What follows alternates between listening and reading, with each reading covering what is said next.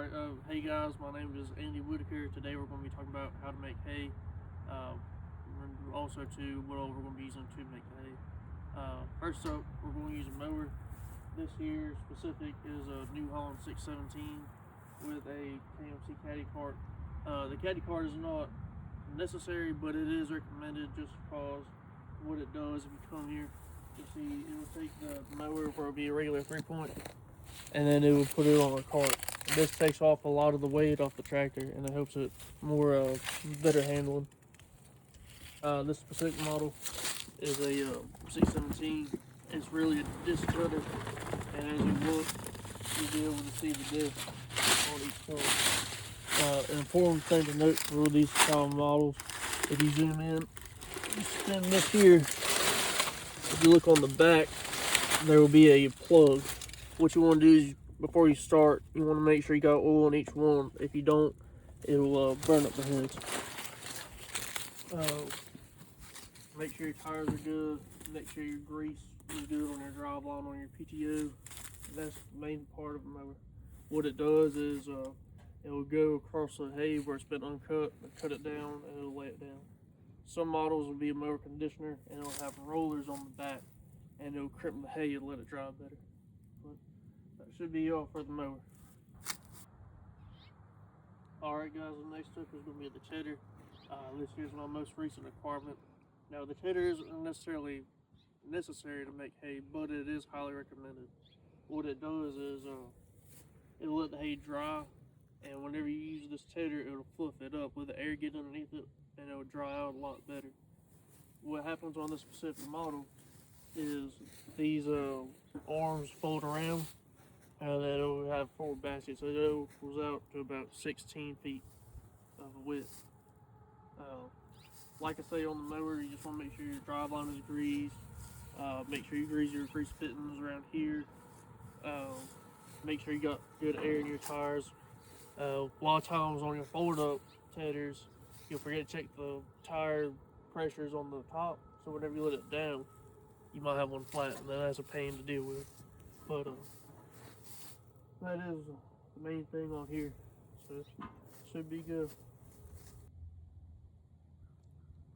Alright guys, so the next step this here is a rake. More specifically, this here is a wheel rake, because if you look, it's got these wheels on it, and they should go. What it does is this here will fold along the ground, and what it will do is funnel all the hay into a row. And this here isn't the only kind of model rake. You got mergers, and a lot of people right here will use the bar rakes. What it is just a bar, and it'll spin, and it'll push it all to one side. On this one here, you got a hydraulic fitting, or hydraulic line. You plug that into your tractor, and that's how you raise and lower your rake. One of the things you want to do on here, for especially the wheel rakes, is you're always going to have your grease fittings right there. You just want to make sure they're greased, because that's what's going to do a lot of the rolling onto the ground. You want to make sure your tires are good. And another thing to make sure too is you always want to grease right here. Come over here and look. There's 2 grease fittings on this specific model, and that way it won't wear out as much there whenever it folds up and down.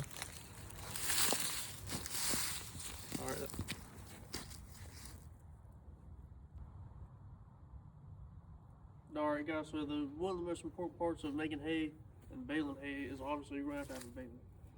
They make 2 different main types. One's a square baler, and then one is a round baler. This here is a round baler. It's a New Holland model. On your round balers, you're always going to have at least 1 set of hydraulics to open up the back hatch. Some models you'll have more than that. Some, for the twine tie, you'll have an arm that may be hydraulic, and you use your hydraulics to swing that back and forth. This model is an electric tie, and it'll tie automatically on its own whenever the bale gets to a certain height. If you look in here, you'll see your twine box, and you always want to make sure you have enough twine before you start, because it's always not a good thing to be baling and then halfway through you gotta go get some more twine. This here is a PTO shaft. I took it out during the winter just so it didn't get seized up in there. Just easier to move around. If you look on your PTO shaft, you'll have your grease fittings right there. That's what the grease fittings look like if you haven't seen before. But yeah, balers are one of the main things you want to keep greased, because if you don't, they're very easily able to catch you on fire. Keep your bearings greased, keep them cold, that way you won't have to worry as much. This here is your jack. That's to raise the baler up and down to be able to get underneath of it. On this model baler, if you look at this arm, if you want to, let's say you finish baling and you have a small bale and it didn't automatically tie, you'd have to get out, push that lever down, and it would tie the bale for you. Let's see, come on to this side. This gauge right here, if you look, that is the density meter. What that's doing is that's when we'll talk about the how tight your bale is. Sometimes you want to have a bale tighter than the others, but that's what that's for. If you look in here, you want to look at your chain. You want to make sure that's not real stretched. You want to lube it up, then make chain oil. You just let it roll and spray it down. Make sure your belts are all right. Make sure they're on there. Make sure nothing's really wore out too much. There's your bale counter. So whenever you open up the door, it'll add a bale to the counter. Whenever you're buying a baler, it's good to look at that to know how much wear and tear it might have. Let's see. If you look in here, here's part of your tying mechanism. You just want to make sure you have it greased good so it can lube. Make sure it's lubed up. Make sure it's easy to use. This adjustment, in order to make the bale taller or smaller, what you would do is you would widen this out to make a bigger bale, or if you want a smaller bale, you would shrink it in. Let's see.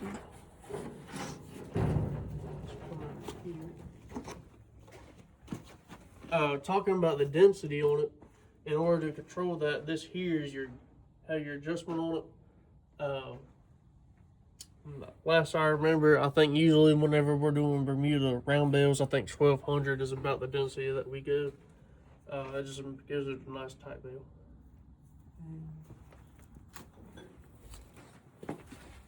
These here are your belts.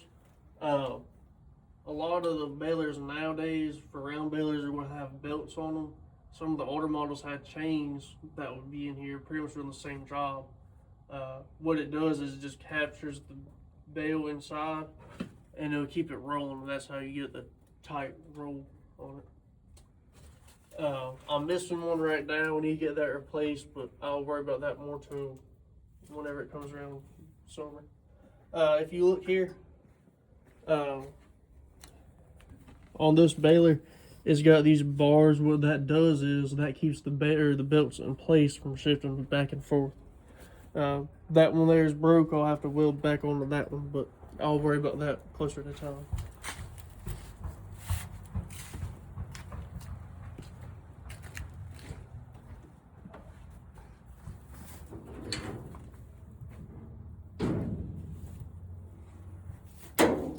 Alright, if you look in here, you'll see a lot more chain. Like I say, you just want to make sure that's greased up. That there is to keep the chains from touching right here, and that way it just doesn't wear the chain out quicker. And then right here is how you're going to be able to raise and lower your header. Whenever you're going down the road, you don't want to have it low, so whenever you hit the ground, you don't break things during transport. In order to raise and lower on this model is as up and down this way. Usually, I try to let my wheels touch the ground, and they go a little bit down, and that's usually about right. But I'm going to raise it back up so I don't forget it next time.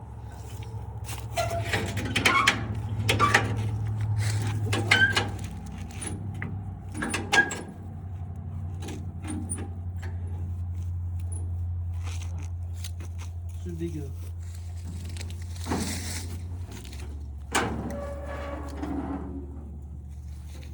Alright, should be everything about the baler. Alright guys, so this here is the tractor. This here is going to be probably the most important thing that you're going to need in order to make hay, because it runs with the baler. You can run a rake, you can run it, pretty much everything you need to with it.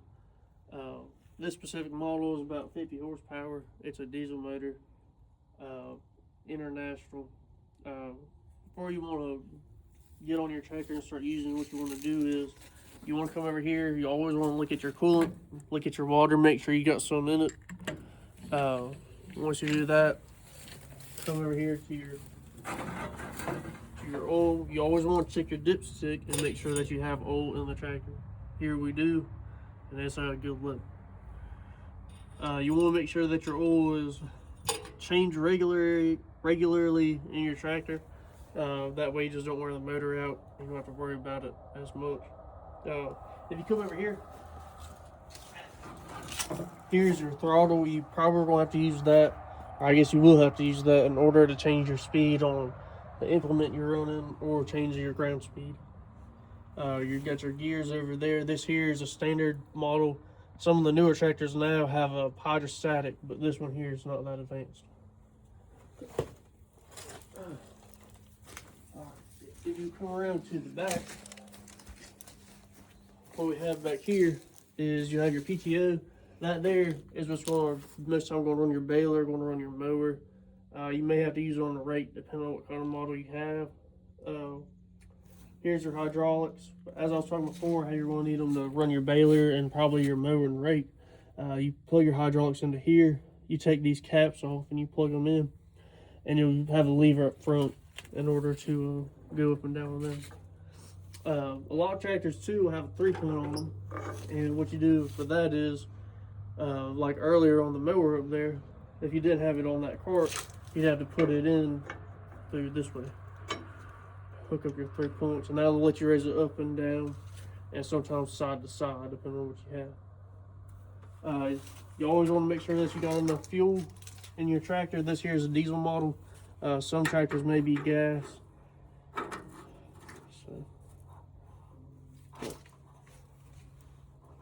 Some tractors too have a cab on them. This one here doesn't, but it is nice to have, especially baling hay. It'll keep all the dust off of you, which is really nice, and it also has a radio. So, and that should be it about the tractor. All right, so this here, it's not very necessary, but it's very also recommended. This here is how you're going to spray your hay in order to keep the weeds out, and sometimes people use sprayers to fertilize to put nitrogen in it. Liquid nitrogen. So on this sprayer, if you look on the back, these arms will fold out, and if you look too, you got your nozzles right there. You want to make sure before you start that all your nozzles are working and they're spraying properly. If not, then you'll have some spraying harder than others, and your chemical won't be dispersed out as evenly as what you'd want it to. If you come to the front, if you look here, this here is going to be the pump. You put your pump on the PTO, and that way it'll be able to spin. And during the winter time, you want to make sure that you have your pump drained. That way it doesn't freeze, and that way you don't have to go buy a new one come the time you got to use it. Right here will be your pressure regulator.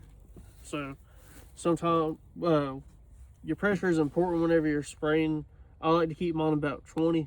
If you have it too much, it'll atomize and it'll blow away during the wind. If you have it too little, it won't disperse properly, and it won't do as good of a job. Down here is your filter. You want to make sure that's cleaned out. You want to make sure that you don't have any trash in it, because whenever it gets stopped up, you won't have any spray to come out at all. This specific model of sprayer is a 3-point.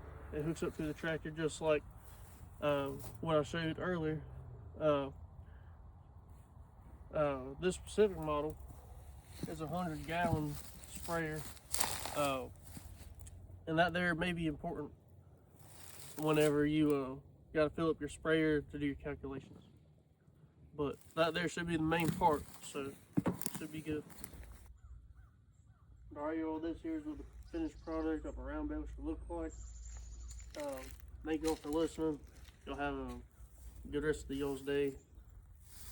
Peace out.